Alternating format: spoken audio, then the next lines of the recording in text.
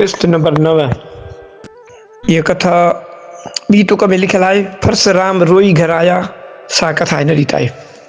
परसराम जे पिता जो नालो ऋषि जमदग्नि ऐं माता जो नालो रेणुका हो। रेणुका जी नंढी भेण राजा सहस्त्र अर्जन खे परणायल हुई। हिकिड़े ॾींहुं सहस्त्र बाहू पंहिंजी सेना समेत शिकार ते निकितो। सो वञी जमदग्नि जे आश्रम ते पहुतो। जमदग्नि ॾाढी ख़ातिरी कई ऐं चई त अॼु तव्हांजी सारी सेना समेत रसोई मूं वटि आहे।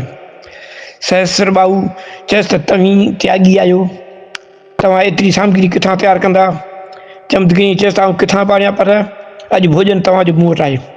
सहस्त्र बाहू मञियो। तंहिंखां पोइ ऋषि जमदग्नि सर्ग मां कामधेनु गांइ घुराई। सभिनी माण्हुनि तोड़े हाथियुनि घोड़नि वग़ैरह जी तयारी कराए। सभिनी खे ॾाढो आनंदु आयो। तॾहिं सहस्त्र बाहू ॾिठो त कामधेनु में एॾी खूबी आहे। तॾहिं पछाड़ी जमदग्नि खे चवणु लॻो त तव्हीं ऋषि जंगल में निवास करण वारा, तिन खे अहिड़ी गांइ जी कहिड़ी ज़रूरत आहे, इहा मूंखे ॾेई छॾियो। ऋषि चयसि हीअ गांइ सर्ग में निवास करण वारी आहे। तंहिंखां सवाइ आउं राजा इंद्र खां घुरी हिकिड़े ॾींहं लाइ वठी आयो आहियां। सा हू तोखे ॾेई न सघंदुसि। तंहिं ते सहस्त्र बाहू कावड़जी जमदग्नि खे मारे विधो। रेणुका पुठियां पिटूं पारां था ॾियण लॻी त उनखे बि सहस्त्र बाहू तीर हणी मारे विधो। मरण वक़्तु परसराम जी यादगिरी कयईं।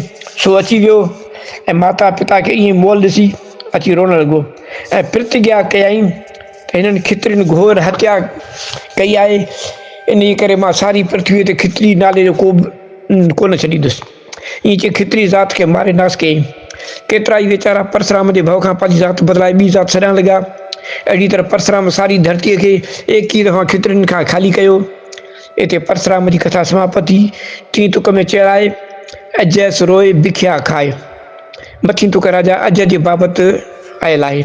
सा कथा ॿिनि नमूननि जी आहे। तिन मां हिकु कथा हिन रीत आहे। हिकु ॾींहुं राजा अज पंहिंजे घोड़े जे तबेले में वेठो हो त परियां हिकु महात्मा केतिरे ॾींहं जो बुखियो आयो। त अची राजा खां भोजन घुरियो। राजा चयसि त हिन महिल खाधो तयारु न आहे ऐं खाधे जो टाइम बि न आहे। साधू चयसि राजन, जेकी हिन वक़्तु तयारु थियो सोई ॾे। इहो बि राजा पंहिंजे नशे में अची भावीअ वस्ती चवणु लॻो त हिन वक़्तु त मूं वटि घोड़नि जी लिड तयारु आहे, खपेव त ॾियांव। साधू चयसि जेकॾहिं पंहिंजे हथनि सां ॾींदे त उहा बि ख़ुशी सां वठंदुसि। तंहिं ते राजा हिकु बुक लिड जो भरे साधूअ खे ॾिनो। साधू उहा वञी पंहिंजी कुटिया जे पासे में ॿाहिरि उछले छॾी। सा ॾींहों ॾींहुं वधंदी वई। हिकिड़े ॾींहुं राजा अॼु शिकार ते वियो हो।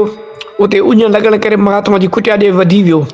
उते घोड़नि जी लिड जा गोदाम लॻल ॾिसी राजा पुछियोसि, महाराज एतिरी लिड छा लाइ कठी कई आहे? तंहिं ते साधू जवाबु ॾिनो त राजन, तुंहिंजो ई दान फली रहियो आहे। राजा जे पुछण ते साधू सॼी ॻाल्हि करे ॿुधायसि ऐं चई त राजन, तुंहिंजे ई प्रारब्ध जो कर्म फल आहे, तंहिं करे तोखे ई खाइणी पवंदी। इहो बि राजा तमामु ॾिनूं ऐं पछताए साधूअ जे चरणनि में किरी पियो। तंहिंखां पोइ महात्मा चयसि त चऊं भला हाणे ईअं कर जो वञी पंहिंजी निंदा कराए त पोइ तुंहिंजे हथ सां ॾिनल लिड खां सवाइ ॿी जेका कुदरती तरह वधी आहे सा तोखे माफ़ थींदी। बाक़ी जेतिरी तो हथनि सां ॾिनी आहे ओतिरी तोखे खाइणी पवंदी। आख़िर राजा को अहिड़ो तरीक़ो इख्तियार कयो जो राजा जे मुल्क में तमामु घणी निंदा थियण लॻी। हथ सां ॾिनल लिड वधी वञी मननि जे शुमारे में थी वई हुई। सा ॿी सभु माफ़ थी वई।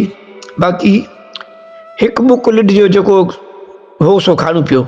इहा खाईंदे खाईंदे राजा रोए थो ऐं चवे थो, हाय हाय मूंखां एॾो पाप कर्म छो थियो। तंहिं तां संतनि चयो आहे, अजयस रोए बिख्या खाए। राजा अज जी ॿी कथा हिन रीत आहे जो राजा अज जी स्त्री पतिव्रता हुई। तंहिं राजा खे चई छॾियो हो त तव्हांजे देवलोक पधारजण खां पोइ मां इहो शरीर जीअरो न रखंदुसि। हिकिड़े ॾींहुं राजा राणीअ जे आज़मूदे वठण शिकार ते वियो ऐं पंहिंजा कपिड़ा हरण जे रत में पुसाए मोकिलिया। ऐं जंहिं माण्हूअ खां कपिड़ा मोकिलिया हुआ तंहिंखे सम्झाए मोकिलियो वियो हो त तूं चइजांइ त राजा खे शींहुं मारे वियो। राणी सती हुई त हीअ हक़ीक़त ॿुधी थधो साह खणी हिकदमि दम ॾिनो। राजा अची ॾिस राणी मरी वई आहे। सो अहिड़ी पतिव्रता स्त्री जे विछोड़े में उनजी क़दुरु शनासी करे राजा रोअण लॻो ऐं राज पुट खे ॾेई पाण वन में रहण लॻो ऐं बिख्या ते गुज़र करण लॻो। स्त्री जे विछोड़े में रोंदो रहियो छाकाणि विवेक इन सम्झ सहित विराग कोन उत्पन्न थियल हो। फ़क़ति मायावी पदार्थ जे अभाव करे वैराग पैदा थियो हो। सो मायावी पदार्थ जे गुम थियण करे जो वैराग पैदा थींदो आहे, तंहिंमां ज्ञान न पैदा थींदो आहे। छाकाणि त जेकॾहिं उहो साॻियो पदार्थ उनखे मिली वञे त यकदमि वैराग लहियो वञे। जेकॾहिं राजा खे विवेक सां वैराग पैदा थियो हुजे त उन वैराग में हिकु ई दफ़ो रहणो पवंदो आहे। यकदमि दिलि जो पर्दो सचे वैराग करे फाटी पवंदो आहे ऐं हर जाइ पोइ उहा ई शइ नज़र ईंदी आहे। छो त दुई यानी ॿियाईअ जो पर्दो वैराग जी अग्नि जलाए छॾींदी आहे। अहिड़ी तरह राजा खे बि सत खां वैराग कोन लॻो हो। स्वार्थ जे लाइन में जेको वैराग लॻंदो आहे उनखे वैराग न चइबो आहे, पर ॾुख यानी शोक चइबो आहे। जो मन खे दुखी थियण खे शोक ऐं राज़ी थियण खे हर्ख, हर्ख माना ख़ुशी। छो त हर्ख ऐं शोक मन जो धर्म आहे। राजा अज जी बि मन खे स्त्री जे वियोग करे दुख अची थियो हो ऐं न की वैराग लॻो हो। इन करे हिन जो रोअण पिटणु हलियो। जॾहिं जॾहिं स्त्री जी यादगिरी ईंदी हुई तॾहिं रोअणु शुरू कंदो हो। वशिष्ठ मुनि ऐं ॿियनि ऋषियुनि घणियूं सम्झायसि ऐं अमोलक उपदेश कया, पर हिकिड़ो बि राजा अज खे न लॻो। सांख्य जे 4 अध्याय में लिखियलु आहे, न मलिन चित्त से उपदेश बीज प्रहोत अजोत। मतिलबु त राजा अज वांगुरु जिन जो चित्त मलिन आहे तिन जे अंतकरण रूपी ज़मीन में महात्मा जो ॿिज रूपी उपदेश कॾहिं बि फलीभूत न थींदो। अहिड़ी तरह राजा रोंदो रहियो पर भावीअ खे मेटे न सघियो।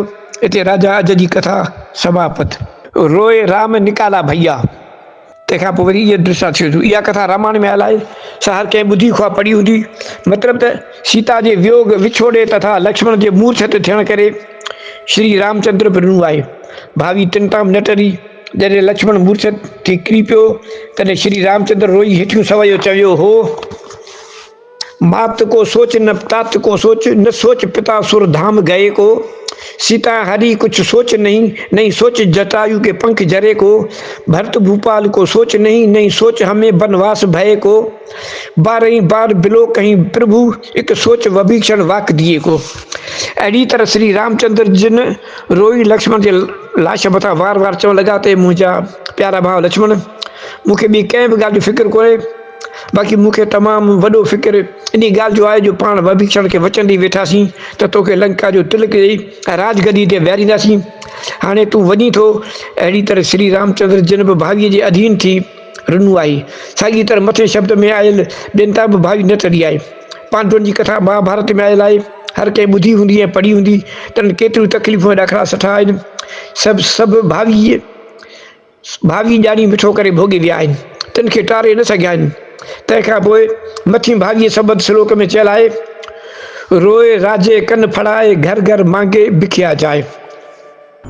इहा तुक राजा भरतरी जे बाबति चयल आहे त हिकड़ी महात्मा कंहिं हंधि चहिरो ऐं चटपटो यानी तेज़ मसालेदार भोजन खाधो त राति जो ख्वाब में वीर्यपात थी वियो। उते भरतरी हरि महाराज रोअण लॻो ऐं चई त राज सुख बि कोन माड़ में, जो इन वीर्य जे माया रूपी चकर में न फासण लाइ राज जो सुख छॾियो, पर तंहिं हूंदे बि योग जो सुख न माणियो। जो कामदेव अञा बि नथो छॾे। इहो वीचार करे वापसि घर ॾांहुं मोटण लॻो। तॾहिं गोरखनाथ वीचार कयो त हिन खे उपदेश ॾेई गृहस्थ रूपी खूह में किरण खां बचाइणु खपे। सो गोरखनाथ स्त्री जो रूप धारे दिलो मथे ते खणी पाणी भरणु हलियो। दिले खे रसी विझी खूह में उछलाई। गहरे पाणीअ में दिलो ऊंधो थी वियो वञे। मंझिसि पाणी न पवण करे पियो तरे ऐं जे पासीरो करे त जेतिरो दिले में पाणी पवे ओतिरो निकिरी वञे। तंहिं भरतरी हरि महाराज चयसि, देवी तूं दिले खे पाणीअ खां थोरो जुदा करे पोइ आस्ते आस्ते भर, न त पाणीअ जे ज़ोर सां पवण करे तुंहिंजो दिलो घड़ीअ घड़ीअ अधु रहिजो थो वञे। त हिते स्त्री रूपी गोरखनाथ चयसि, तूं केॾां थो वञी? जेतिरो ई घर में वञी चहिरो ऐं खटो मिठो सवादु वारो खाधो खाईंदे ओतिरो ई वाधारे वीर्य पतन थींदे। इहो ॿुधी भरतरी सही करे वठी इहो गोरखनाथ आहे, सो मूंखे आज़माइण लाइ आयो आहे। भरतरी हरि चरणनि में किरी पियो ऐं नमस्कार कयईं। तॾहिं गोरखनाथ पंहिंजे असली रूप में आयो ऐं भरतरी हरिअ खे वापसि वठी वियो। अहिड़ी तरह भरतरी हरि कननि फाड़ण खां पोइ बि भावीअ अनुसार ऋणु आहे। सदा शिव।